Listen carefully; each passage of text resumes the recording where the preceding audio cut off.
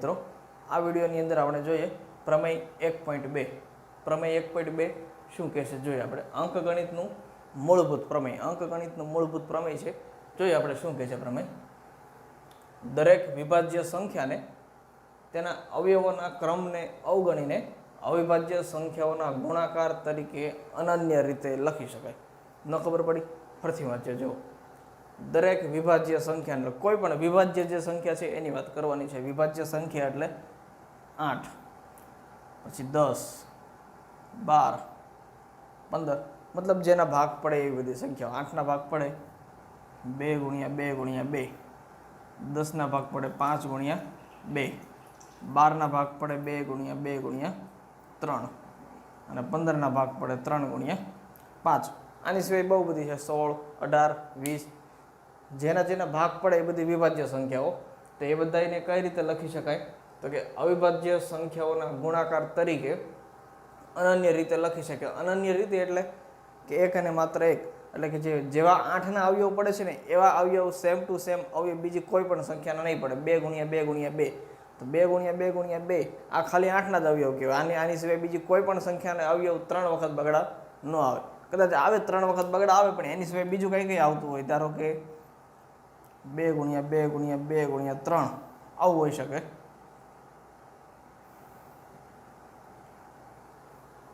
એક સરખા અવયવ ક્યાંય પણ નહીં હોય, ટૂંકમાં એવું કહેવા માંગે છે. અને અહીંયા જે અવયવ જે આપણે લખ્યા એ બધા અવિભાજ્ય અવયવ છે. 5ના તો કે હવે ભાગ ન પડે, 3ના તો કે ભાગ ન પડે, બધા અવયવ અવિભાજ્ય છે. વિભાજ્ય સંખ્યાઓને આપણે અવિભાજ્ય સંખ્યાઓના ગુણાકાર સ્વરૂપે લખી છે. એટલે એવું જ કહે છે પ્રમેય પણ, દરેક વિભાજ્ય સંખ્યાને, એટલે કે દરેક વિભાજ્ય સંખ્યાને તેના અવયવોના ક્રમને અવગણીને, એનો મતલબ કે અવયવો છે. ધારો કે અહીંયા 2 ગુણ્યા 2 ગુણ્યા 2 છે, અહીંયા 5 ગુણ્યા 2 છે, તો એને હું 2 ગુણ્યા 5 પણ લખી શકું. પછી અહીંયા 2 ગુણ્યા 2 ગુણ્યા 3 છે, એને બદલે 3 ગુણ્યા 2 ગુણ્યા 2. એટલે ક્રમ કોઈ પણ હોય અવયવનો, એને ક્રમ કોઈ પણ હોય એને અવગણવાનો છે. એને અવગણીને અવિભાજ્ય સંખ્યાઓના ગુણાકાર સ્વરૂપે અનન્ય રીતે લખી શકાય. 8ને અવિભાજ્ય સંખ્યાઓના ગુણાકાર સ્વરૂપે લખી છે. 10ને આપણે અવિભાજ્ય સંખ્યાઓના ગુણાકાર સ્વરૂપે લખ્યા 5 ગુણ્યા 2. 5 અને 2 બંને અવિભાજ્ય સંખ્યાઓ છે. એવી જ રીતે 12ને અને 15ને, અને આની સિવાય કોઈ પણ અવિભાજ્ય સંખ્યા હોય એને આપણે આવી રીતે લખી શકીએ. વિભાજ્ય સંખ્યાને, કોઈ પણ વિભાજ્ય સંખ્યાને અવિભાજ્ય સંખ્યાઓના ગુણાકાર સ્વરૂપે લખી શકાય. આપણે ભાગ પાડીએ છીએ 32. 32ના અવિભાજ્ય અવયવ પાડીએ તો આપણે શું કરીએ? 16 દુ 32. 16ના ભાગ પડીએ તો ચોકે ચોકે 16. આ 4ના ભાગ પડીએ 2 2, આના પણ 2 અને 2. તો આ બધા જે ભાગ પડ્યા અવિભાજ્ય સંખ્યાથી. આની સિવાય કોઈ પણ સંખ્યા તમે લઈ લો તો બધાના અવિભાજ્ય અવયવો પડે. બસ આ પ્રમેય આટલું જ કહે છે કે દરેક વિભાજ્ય સંખ્યાને તેના અવયવના ક્રમને અવગણીને, એટલે કે અવયવના ક્રમને અવગણવાનો, અવિભાજ્ય સંખ્યાઓનો અવગણીને અવિભાજ્ય સંખ્યાઓના ગુણાકાર તરીકે અનન્ય રીતે લખી શકાય. બસ આ પ્રમેય આટલું જ કહે છે. આની અંદર કોઈ સાબિતી કે એવું કંઈ નથી, પણ આ ખાલી તમને સમજવા માટે. હવે આની પછીનું એક ઉદાહરણ છે. ઉદાહરણ 5 જોઈએ આપણે.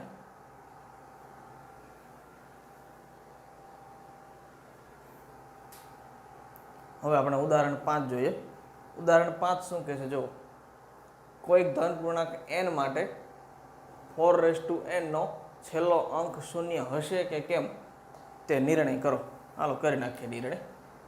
કોઈક ધન પૂર્ણાંક n માટે 4n, કોઈ પણ ધન પૂર્ણાંક n બરાબર 1, 2, 3 કાંઈ પણ હોઈ શકે, કોઈ પણ ધન પૂર્ણાંક છે. તો એની માટે શું કહે છે? 4n, કે 4ની n ઘાત એનો છેલ્લો અંક શૂન્ય હશે કે કેમ આપણે જોઈએ. પહેલાં n બરાબર આપણે બધી વેલ્યુ લઈ શકાય, 1, 2, 3, કાંઈ પણ તમે વેલ્યુ લઈ શકો. કોઈ પણ ધન પૂર્ણાંક લેવાનો છે. n બરાબર લઈએ આપણે પહેલાં 4 બરાબર, n બરાબર 1 લઈએ તો આ કેટલું થાય? 4. પછી 4ની 2 ઘાત લઈએ તો શું થાય? 4 ગુણ્યા 4. 4ની 3 ઘાત લઈએ તો 4 ગુણ્યા 4 ગુણ્યા 4. બસ 4 ઘાત લો તો 4 4 વખત આવે. 5 ઘાત લેશો તો 4 5 વખત આવશે. હવે શું કીધું છે? 4n નો છેલ્લો અંક શૂન્ય હશે. આનો ગુણાકાર કરો તો કેટલો થાય? 4. આનો ગુણાકાર કરો ચોકે ચોકે 16.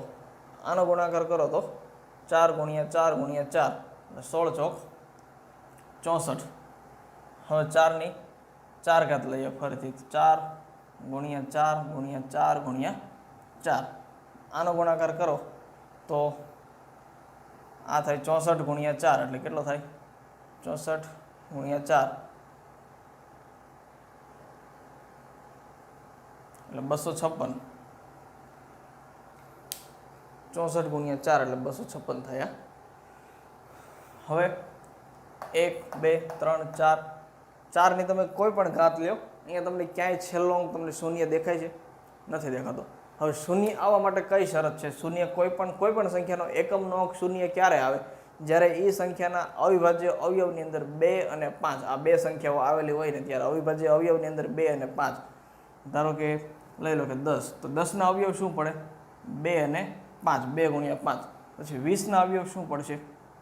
20ના અવયવ પડશે 2 ગુણ્યા 2 ગુણ્યા 5, 2 અને 5 આવેલી છે. 30ના અવયવ શું પડશે? 3 ગુણ્યા 2 ગુણ્યા 5 છે, 2 અને 5. એવી રીતે 40ના અવયવ કરો તો 2 ગુણ્યા 2 ગુણ્યા 2 ગુણ્યા 5. કોઈ પણ સંખ્યા લઈ લો કે જેની અંદર એકમનો અંક શૂન્ય હોય તો તેવી બધી સંખ્યાની અંદર 2 અને 5 આ ફરજિયાત હશે. 2 અને 5 આ સંખ્યા ફરજિયાત હશે. હવે અહીંયા આપણે જો 4ની અંદર 4ની 1 ઘાત, 4ની 2 ઘાત, 4ની 2 ઘાત, 4ની 3 ઘાત, 4 ઘાત લઈ લો, એની અંદર 2 તો છે અવિભાજ્ય અવયવની અંદર. અહીંયા થાય 2 ગુણ્યા 2, અહીંયા થાય 2 ગુણ્યા 2 ગુણ્યા 2 ગુણ્યા 2. અને એવી રીતે અહીંયા થાય 2ની 8 ઘાત થઈ જાય. અહીંયા થઈ જાય 2ની 8 ઘાત નહીં થાય,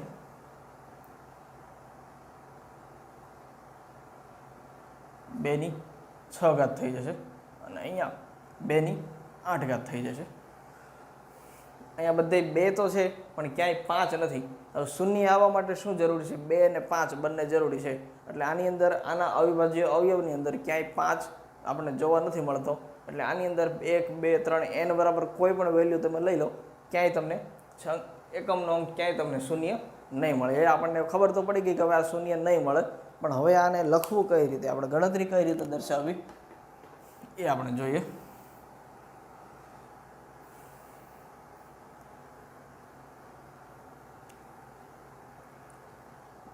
જેવું આપણે સમજે ને બસ એવું ને એવું જ આમાં લખવાનું છે. જો શું કોઈ ધન પૂર્ણાંક n માટે 4n નો છેલ્લો અંક શૂન્ય હોઈ શકે કેમ તે ચકાસો, કે તે નિર્ણય કરો એવું કીધું છે આપણને. તો જોઈએ આપણે,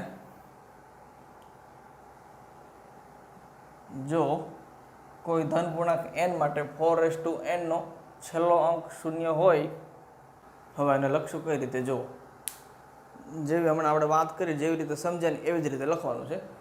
જો કોઈ ધન પૂર્ણાંક n માટે 4n નો છેલ્લો અંક શૂન્ય હોય, પેલા લખીએ આપણે, જો કોઈ પૂર્ણાંક n માટે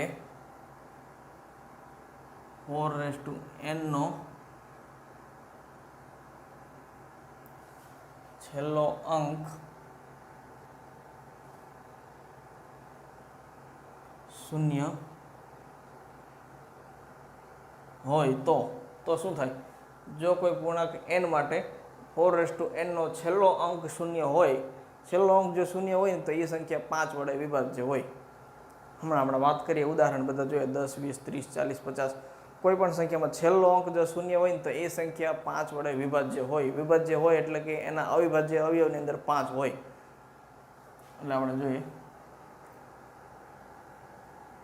હોય તો તે સંખ્યા 5 વડે વિભાજ્ય હોય. એટલે કે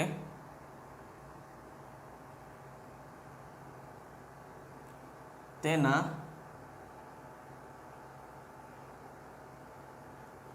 અવિભાજ્ય અવયવમાં 5 હોય, એના અવિભાજ્ય અવયવ પાડો ને તો એની અંદર 5 મળે તમને,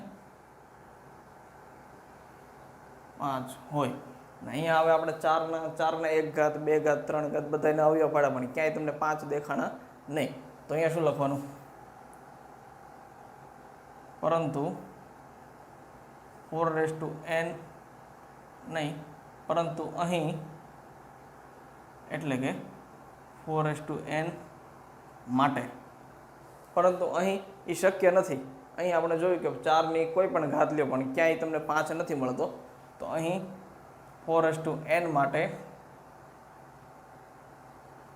શક્ય નથી.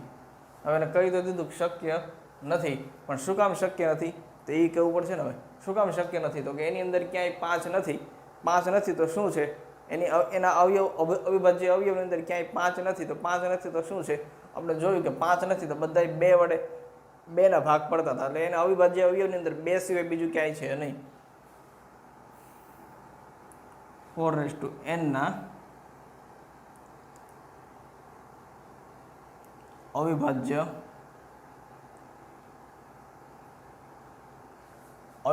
અવયવમાં માત્ર એક જ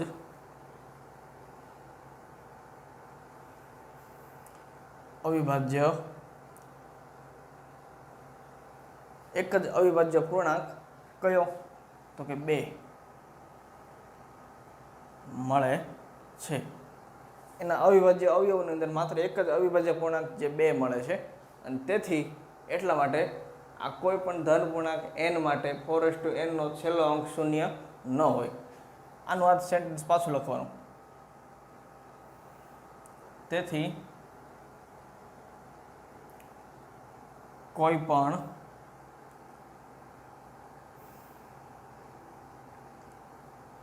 ધન પૂર્ણાંક n માટે 4n નો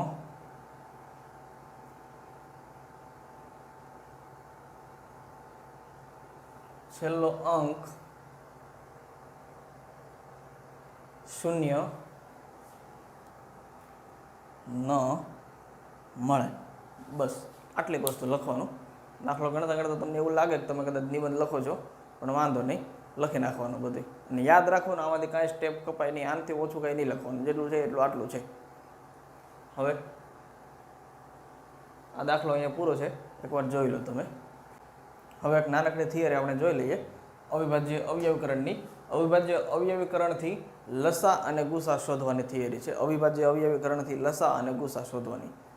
જોઈએ આપણે એક ઉદાહરણ લઈએ. આ થિયરી આપણે પહેલા લેક્ચરની અંદર ભણ્યા હતા, પણ ફરીથી એકવાર રિવિઝન કરી લઈએ. 12 અને 16 એનો એક દાખલો પકડીએ આપણે, જે પહેલા લેક્ચરમાં આપણે જોયો હતો ને. 12 અને 16, આ 12 અને 16નો અવિભાજ્ય અવયવીકરણની રીતથી લસા અને ગુસા બંને શોધવો છે. અવિભાજ્ય અવયવીકરણની રીત એટલે કે આ 12 અને 16ના અવિભાજ્ય અવયવ પહેલાં પાડી દેવાના. તો 12ના અવયવ પાડશો તો શું પડશે? 2 × 2 × 3 અવયવ પાડવાની આ રીત. 12 તો 2 × 6. હવે 2ના ભાગ નહીં પડે, પણ હજી 6ના ભાગ પડશે. 2 × 2 અને 3. તો જ્યાં જ્યાં અવિભાજ્ય અવયવ આવે ત્યાં રાઉન્ડ કરતા જવાના. અને એવી રીતે હવે 16ના ભાગ પાડીએ. 4 અને અહીંયા 4. હજી આ 4ના ભાગ પડે 2 અને 2. અહીંયા ભાગ પડે 2 અને 2. એટલે ટોટલ 2 2 2 અને 2, 4 વખત 2 આવશે. એટલે 16ના ભાગ લખીએ આપણે 2 × 2 × 2 × 2. હવે આને ઘાત સ્વરૂપે લખી નાખીએ. સાથે સાથે ઘાત સ્વરૂપે લખી જ નાખવાના. ઘાત સ્વરૂપે લખીએ એટલે અહીંયા 2ની કેટલી ઘાત છે? 2ની 2 ઘાત છે. ગુણ્યા 3ની કેટલી ઘાત છે? તો કે 1. હવે અહીંયા નીચે 4ની કેટલી ઘાત? 2ની કેટલી ઘાત છે? 4 ઘાત છે. 2 4 વખત રિપીટ થાય છે એટલે 2ની 4 ઘાત. ઘાત સ્વરૂપે લખી નાખ્યા અને અવયવ પાડી નાખ્યા. હવે આપણે જોઈએ પેલું આપણે ગુસા માટે જોઈએ.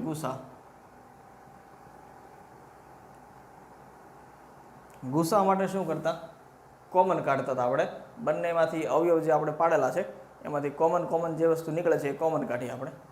પહેલાં તો 1 બગડો નીકળે છે, આ બીજો પકડો એટલે બેમાંથી એક બગડો કોમન નીકળ્યો, લખી નાખીએ. હવે બીજો પકડો અને અહીંયાથી પણ બીજો પકડો એટલે બે બગડા ટોટલ કોમન નીકળે છે. હવે બીજું કંઈ કોમન નીકળે છે, ઉપર 3 છે પણ નીચે ક્યાંય 3 નથી. હવે નીચે 2 છે પણ ઉપર ક્યાંય હવે વધારાના 2 નથી. જે 2 હતા એ કોમન કાઢી લીધા આપણે એટલે ગુસા થઈ ગયો 4. 2 ગુણ્યા 2 એટલે 4. હવે લસા શોધીએ. લસા માટે શું કરીએ? લસા માટે જે આપણે ઘાત સ્વરૂપે લખ્યા છે ને એમાંથી મોટી મોટી ઘાત બધી લેવાની છે. મોટી મોટી ઘાત એટલે 2ની મોટી ઘાત અહીંયા 2 છે ને અહીંયા 2ની મોટી ઘાત 4 છે એટલે 2માંથી જે મોટી ઘાત હોય એ આપણે લેવાની. અહીંયા નીચેવાળી છે 2ની 4 ઘાત, એ મોટી છે તો એ આપણે લેવાની. 2ની 4 ઘાત ગુણ્યા હવે 3ની મોટી ઘાત.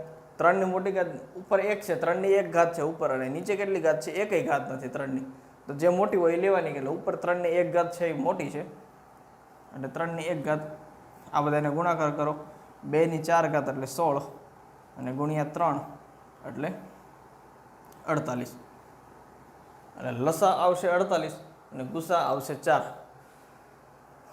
હવે આની ઉપરથી એક નવી વસ્તુ આપણે શીખીએ. આપણે લસા અને ગુસા આ બેયનો ગુણાકાર કરીએ આપણે. તો લસા ગુણ્યા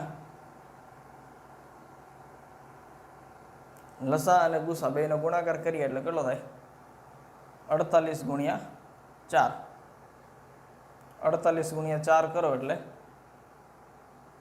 48 ગુણ્યા 4 એટલે આ થાય 192, 192. હવે જે આપણે મૂળ જે બે સંખ્યા હતી ને 12 અને 16, આ બેનો ગુણાકાર કરો એકવાર. 16 અને 12 આનો ગુણાકાર કરો એટલે આ થશે આ 192 થશે. 12 છક 72 નો પકડો, વધી 7, 12 એકા 12 અને 12 ને 7 19 એટલે 192. આ 192 થાય છે. એટલે આવું કહેવાય કે લસા ગુણ્યા ગુસા બરાબર મૂળ સંખ્યાનો ગુણાકાર અથવા તો બંને પૂર્ણાંકોનો ગુણાકાર. લસા ગુણ્યા ગુસા બરાબર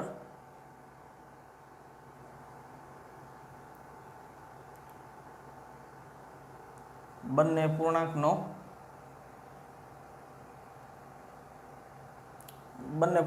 ગુણાકાર. બંને પૂર્ણાંક કયા કયા? તો કે 12 અને 16. 12 ગુણ્યા 16 બરાબર 192. 192 ઇઝ ઇક્વલ ટુ 192. 12 અને 16 અને 12 અને આ બાજુ 12 અને 16 અને આ બાજુ 48 ગુણ્યા 4. એટલે આ સૂત્ર તમને એક મળી ગયું. લસા ગુણ્યા ગુસા બરાબર બંને પૂર્ણાંકોનો ગુણાકાર. આ સૂત્ર યાદ રાખજો, આનો ઉપયોગ આપણે આગળ આવશે. આ સૂત્રની મદદથી ધારો કે તમને ગુસા આપેલો હોય અને બંને પૂર્ણાંક આપેલા હોય, લસા તમને શોધવાનો કે ગુસા આપેલો હોય અને બંને પૂર્ણાંક આપેલા હોય અને લસા શોધવાનું કહે તો મળી જાય. શું થાય? લસા બરાબર આ બંને પૂર્ણાંકોનો ગુણાકાર છેદની અંદર આવી જાય ગુસા. આ સૂત્ર ઉપરથી તમે લસા શોધી શકો. ને એવી જ રીતે લસા આપેલો હોય અને ગુસા શોધવાનું કે તો લસા અહીંયા આવી જાય ને ગુસા અહીંયા આવી જાય, એવી રીતે મળી જાય. એટલે આ સૂત્ર આગળ આપણે કામમાં આવશે. હવે આની પછી આપણે નેક્સ્ટ ઉદાહરણ જોઈશું.